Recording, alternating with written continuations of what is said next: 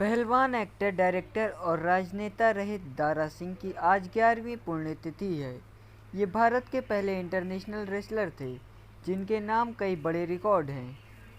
127 kilo के दारा सिंह ने अखाड़े के 500 मुकाबलों में कभी शिकस्त नहीं देखी, भले ही उनके सामने 200 किलो वजन वाला मशहूर रेसलर किंग कॉन्ग ही क्यों ना हो, जिसे उठाकर उन्होंने रिंग से बाहर फेंक दिया था। इस कारनामे से दारा सिंह दुनिया भर में फेमस हुए और नाम मिला रुस्तमे हिंद।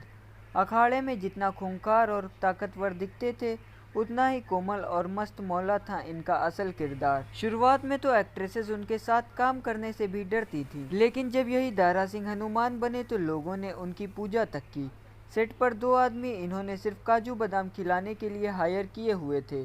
2 लीटर दूध और आधा किलो मटन भी इनकी डाइट का हिस्सा था। हालांकि सालों पहले अपने हुनर से अनजान दारा सिंह मामूली फैक्ट्री के मजदूर हुआ करते थे।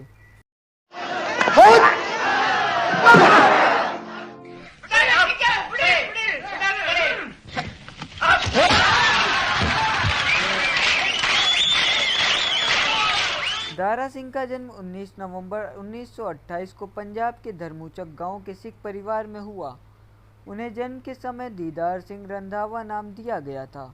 बचपन से ही शरीर दूसरे बच्चों से ज़्यादा ताकतवर और मजबूत था, तो जाहिर है कि उनकी डाइट भी दूसरे बच्चों से कहीं ज़्यादा थी। गांव के चलन के मुताबिक दारा सिंह की भी दूसरे बच्चों की तरह महज 14 साल की उम्र में 1942 में घर वालों ने बच्चू कौर के साथ शादी करवा दी। शादी के 3 साल बाद दारा सिंह 17 साल की उम्र में ही पिता बन गए। अपनी मजबूत बॉडी को फिट रखने के लिए दारा सिंह रोजाना 2 लीटर दूध पी जाया करते थे। इसके अलावा उनकी डेली डाइट में आधा किलो मटन, घी, 8-10 रोटियां, 100 बादाम, काजू, किशमिश के साथ 10 चांदी की परत खाया करते थे। दारा सिंह की डाइट भले ही तगड़ी थी, लेकिन वो रोजाना सुबह नाश्ता नहीं करते थे। दिन का खाना और रात का खाना ही उनकी डाइट थी। वही मेटाबॉलिज्म दुरुस्त करने के लिए वो हफ्ते में 1 दिन व्रत भी रखते थे। विदेश में कुश्ती कर रहे दारा सिंह का भारत में नाम हो रहा था। यही कारण था कि उन्हें हिंदी फिल्म में काम करने के ऑफर मिलने लगे। उन्हें 1952 में दिलीप कुमार की फिल्म संग-दिल से फिल्मों में जगह बनाई।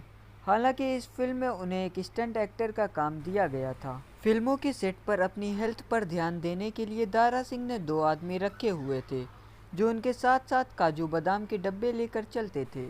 हर 10-15 मिनट में वो दारा सिंह के हाथों में ये थमाते थे और वो चलते फिरते इसे खाया करते थे। चंद कामयाब फिल्मों के बाद से ही दारा सिंह को बड़ी फिल्में मिलने लगी, लेकिन एक समय में दारा सिंह के पास इतनी फिल्में हो गई थी, उन्हें कसरत करने का टाइम भी नहीं मिलता था। उस समय दारा फिल्मों में काम करने के साथ साथ पहलवानी भी किया करते थे, लेकिन उनका ध्यान बढ़ चुका था। उनका सपना था वर्ल्ड चैंपियन बनना, लेकिन जब डाइट भी बिगड़ने लगी तो दारा सिंह ने सारी फिल्मों के ऑफर ठुकरा दिए और दोबारा पहलवानी की तरफ रुख कर लिया। 80 के दशक में जब रामानंद सागर ने रामायण टीवी शो बनाने का विचार किया, तो इसमें हनुमान के रोल के लिए हर किसी ने दारा सिंह का नाम सुझाया। इकलौती वजह जो मानी जाए वो थी दारा सिंह का कोमल स्वभाव और उनकी कदकाठी। जो शख्स 200 किलो के किंग कॉन्ग को उठाकर फेंक सकता है, आखिर उससे ज़्यादा बेहतरीन हनुमान के किरदार के लिए कौन होता। दारा सिंह को हनुमान बनाने का एक कारण ये भी था कि वो पहले ही माइथोलॉजिकल फिल्मों में भीमसेन, भगवान शिव और बजरंगबली का रोल प्ले कर चुके थे। दारा सिंह ने 1978 में मोहाली में दारा फिल्म स्टूडियो की नींव रखी, जहां 1980 से अब तक फिल्में बनती हैं। 1998 में दारा सिंह ने भारतीय जनता पार्टी ज्वाइन की और राज्यसभा के लिए नॉमिनेट होने वाले पहले स्पोर्ट्स पर्सन बने। वो 2003 से 2009 तक राज्यसभा में रहे। 7 जुलाई 2012 को दारा सिंह को हार्ट अटैक आया। उन्हें तुरंत कोकिलाबेन धीरूभाई अंबानी हॉस्पिटल में भर्ती करवाया गया। 2 दिन बाद पता चला कि ब्लड फ्लो कम होने पर उनका ब्रेन डैमेज हो चुका है।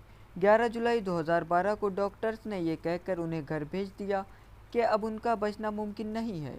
अगले दिन 12 जुलाई 2012 को दारा सिंह ने परिवार के बीच दम तोड़ दिया।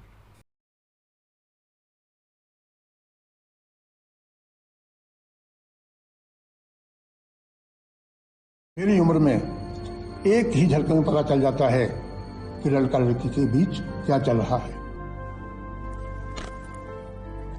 पुत्र, ध्यान से, खानदान की नंबर 1 शैतान है ये।